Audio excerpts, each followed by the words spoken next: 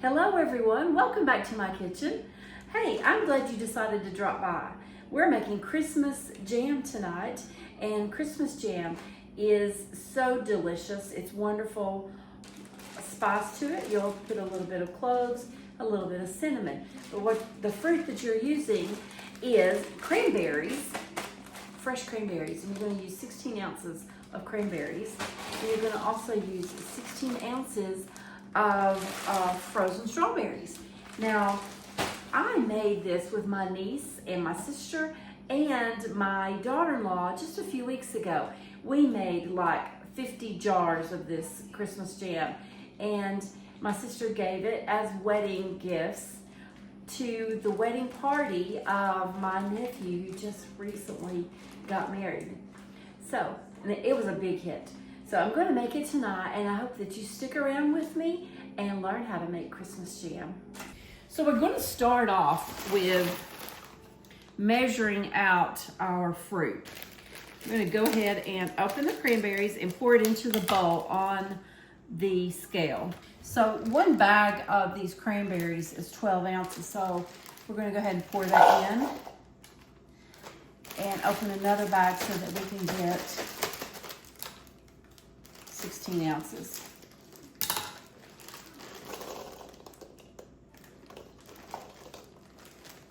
Okay, I'm going to go ahead and put these in my food processor and then transfer them over to my cooking pot. Okay, we're just going to put these over into the Ninja. Maybe I'll do half at a time. You want to pulse these until they're not pureed, but you want them chopped pretty finely. All right, here we are. We're going to go ahead and pour those into the pot.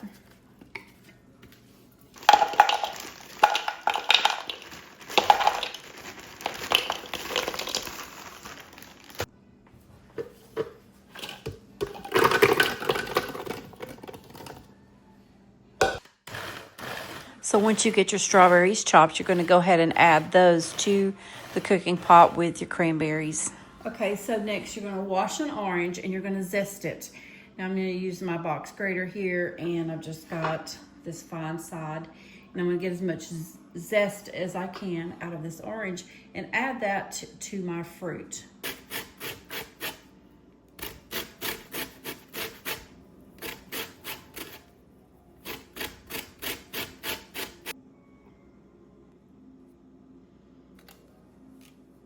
So now I'm going to add the zest of this orange, and then I'm going to juice that orange and add that to the pot as well.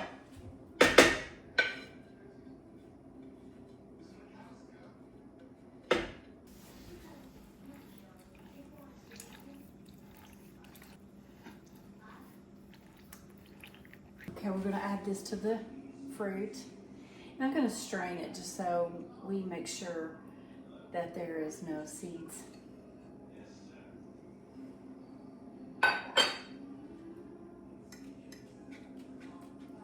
Okay. Cranberries are a very dry fruit, or a very dry berry. So we're going to add 1/2 cup of water to our fruit. All right, now we're going to add our spices. We're going to add a 1/4 teaspoon of cinnamon and a 1/4 teaspoon of allspice. You could also add a 1/4 teaspoon of cloves if you like to add that to it. It's optional.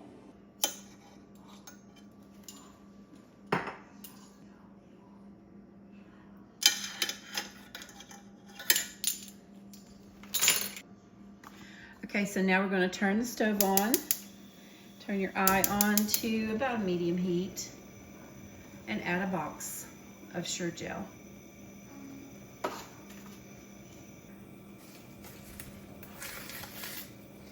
My daughter-in-law found this Sure Jell on clearance at Walmart. So this isn't the season to be preserving, and there was a bunch on sale. She got a really good deal in it. Okay. Now we're going to start serving, and I like to use wooden spoons, so I'm going to take this silicone out and use my wooden spoon. You want to make sure you already have your sugar pre-measured, so you're going to have 4 cups of sugar pre-measured into a separate bowl.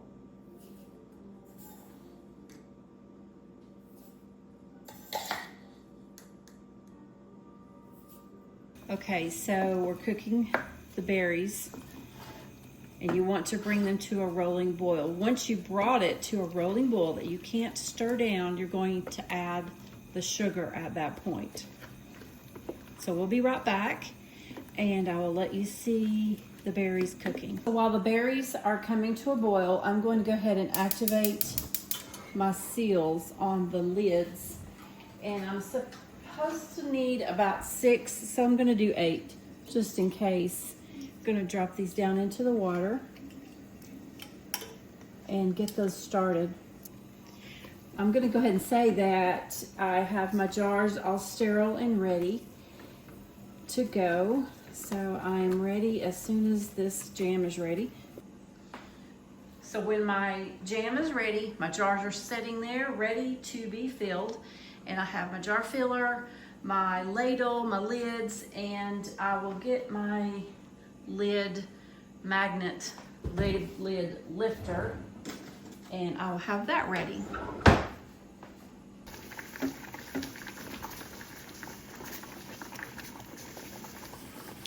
Okay, we're about ready to add the sugar. I'm gonna lay my spoon over and pour in the sugar.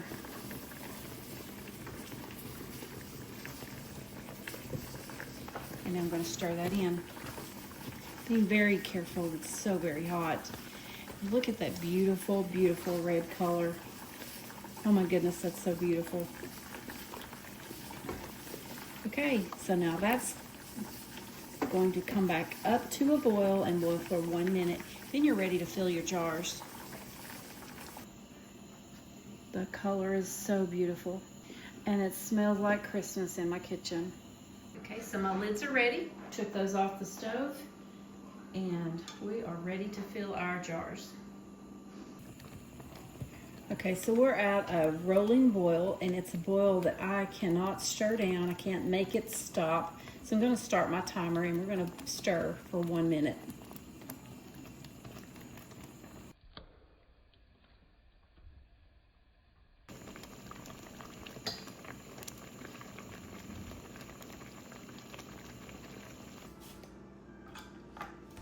Okay, let's fill these jars.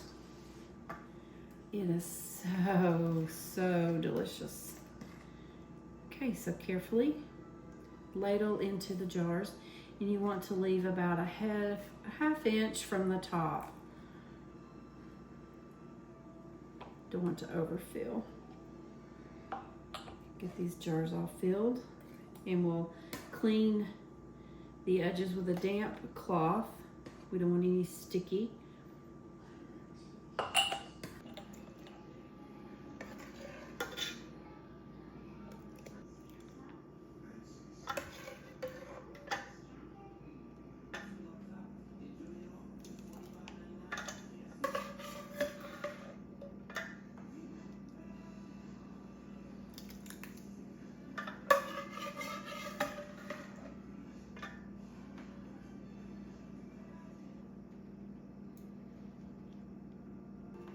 So these jars are very hot, so you have to be very, very careful. You want to clean the edges. Put the lid on. Use the towel to hold it. Tighten it and flip it over. That's how I seal my jars. I'm not telling you that you should not water bath these, but this is how I seal my jars. It's how I've always done it. My mom's always done it. But they recommend that you water bath your jams and jellies.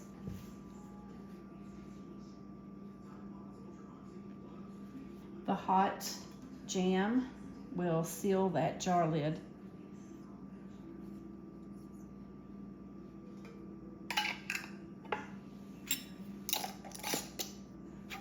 Ooh, that's hot. Flip it over. About 10 minutes. They're going to set perfectly. I'm so glad you dropped by and made jam with meat this evening. It's turned out perfect.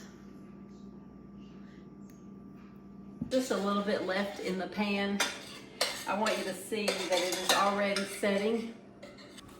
Look at that. So delicious.